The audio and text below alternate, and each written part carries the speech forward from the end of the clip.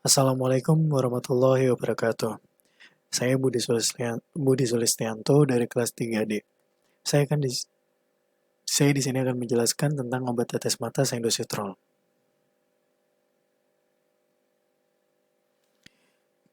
Sendosetrol adalah obat tetes mata steril untuk meringankan gejala seperti mata gatal, mata bengkak, dan mata merah pada kondisi inflamasi mata yang diresponsif terhadap steroid disertai infeksi bakteri.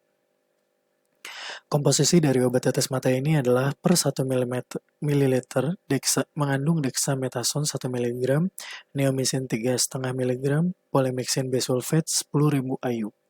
Indikasi umumnya adalah infeksi bakteri peka, neomycin dan polymyxin, blepharitis tidak bernanah, konjungtivitis tidak bernanah, skleritis, tukak kornea, dan keratitis.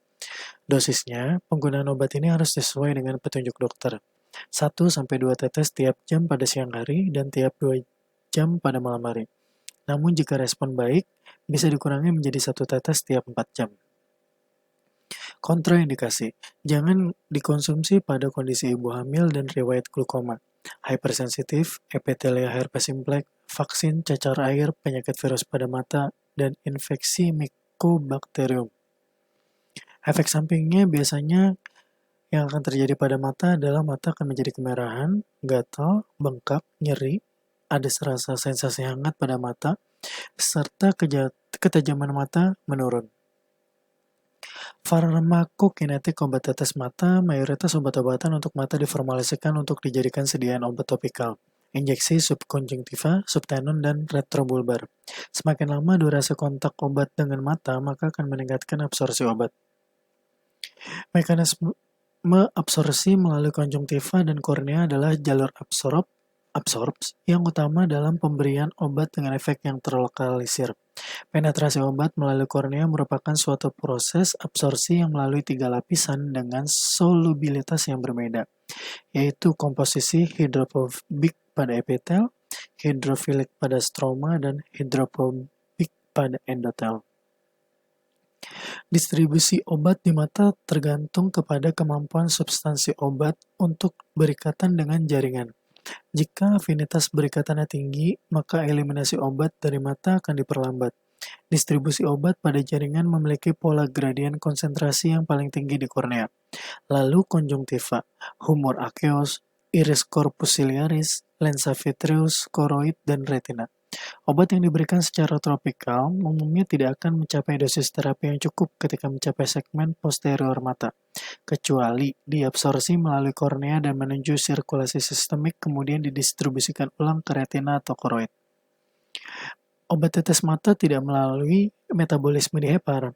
Badan siliar merupakan sumber utama dari enzim yang akan memetabolisme obat untuk mata yang bertanggung jawab terhadap 2 fase utama reaksi metabolisme untuk memulai proses detoksifikasi dan eliminasi obat dari selain mata.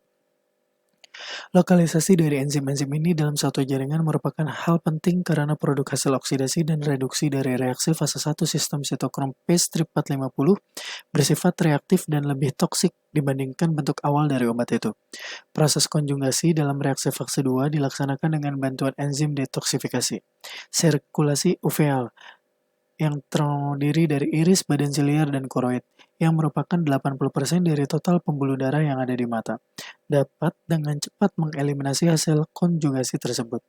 Metabolisme obat dari bentuk aktif menjadi inaktif atau metabolit dapat terjadi di prekornea, kornea, dan humor aqueous. Granul melanin dari epitel corpus ciliar yang berpigmen akan menyerap dan menyimpan komponen polisiklik untuk selanjutnya dimetabolisme dan dieliminasi. Drainase aqueous humor melalui anyaman trabekula merupakan rute utama untuk ekskresi obat tetes mata. Setelah melalui anyaman trabekula, maka aqueous humor akan memasuki kanalis seklim yang selanjutnya akan memasuki vena episkleral dan akhirnya akan memasuki sirkulasi sistemik. Humor aqueous juga berperan dalam distribusi obat setelah melewati lapisan kornea ke struktur jaringan mata lain seperti iris, badan siliar, dan lensa. Pada gambar di samping, ini menunjukkan skema farmakokinetik obat pada mata, di mana obat diabsorpsi ke dalam mata melalui absorpsi kornea, dan sebagian juga melalui konjungtiva dan sklera. Obat-obatan pun dapat memasuki mata melalui sawar darah sampai humor aqueous dan menuju bilik mata depan. Obat dieliminasi dari bilik mata depan oleh penggantian humor aqueous melalui anyaman trabekula dan kanal Schlemm. Eliminasi obat dari bilik mata depan akan menuju sirkulasi sistemik melalui sawar humus aqueous sampai darah. Obat dari aliran darah dapat menuju bagian posterior mata melalui sawar retina sampai darah. Pemberian obat juga dapat dengan rute intraviral, dan eliminasi obat dari vitreous melalui rute posterior dapat melalui sawar retina darah, atau melalui rute anterior menuju bilik mata posterior. Farmakodinamik obat tetes mata. Obat tetes mata sendositrol ini mengandung kombinasi dexamethasone, neomycin sulfate, dan polymyxin bisulfate, di mana neomycin sulfate merupakan aminoglikosida yang bersifat bakterisid untuk beberapa organisme gram positif dan gram negatif. Neomycin sulfate bekerja dengan cara menghambat sintesa salah membaca kode genetiknya. Polymyxin sulfate adalah bakterisid untuk berbagai organisme gram negatif, sedangkan dexamethasone merupakan glukortikoid sintetik yang memiliki aktivitas antiinflamasi yang kuat. Maka dari itu, obat tetes mata sindositrol ini digunakan untuk mengobati penyakit mata terutama karena radang yang disertai infeksi bakteri. Terima kasih. Wassalamualaikum warahmatullahi wabarakatuh.